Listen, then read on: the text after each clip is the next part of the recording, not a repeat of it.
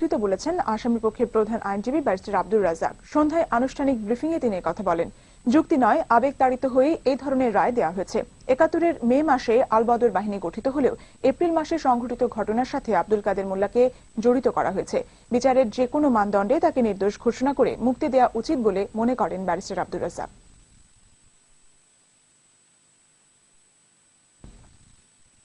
এই রায়ের মাধ্যমে বাংলাদেশের বিচার বিভাগের ইতিহাসে একটি দুঃখজনক এবং কালো অধ্যায়ের সূচনা হবে। 1860 সালে ভারতবর্ষে হাইকোর্ট প্রতিষ্ঠিত হওয়ার পর থেকে আজ পর্যন্ত এই রায়টির মতো ন্যাক্কারজনক একটি রায়ও খুঁজে পাওয়া যাবে না। এই মামলায় কাদের মোল্লা সাহেবকে দোষী প্রমাণ করার মতো সাক্ষ্য প্রমাণের ছিটাফোঁটাও খুঁজে পাওয়া যায়নি।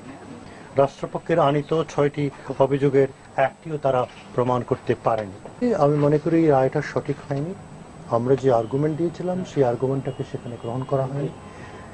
এটা সঠিক রায় হয় নাই। লিগ্যাল পয়েন্ট, একজন জাজ লিগ্যাল পয়েন্টে জাজমেন্ট দেবেন। বাহিরে পক্ষে মানুষ কি বলছে, বিপক্ষে মানুষ কি বলছে, এটা কোনো উপায় তার কোনো বিচার্য বিষয় হতে পারে না। যদি এটা তার বিচার্য বিষয় হয় তাহলে তিনি একজন জজের দায়িত্ব পালন করতে সম্পূর্ণ ব্যর্থ হবেন। এবং আমি বলছি যে এখানে ইমোশনাল ম্যাটার ওনারা নিয়ে আসছেন।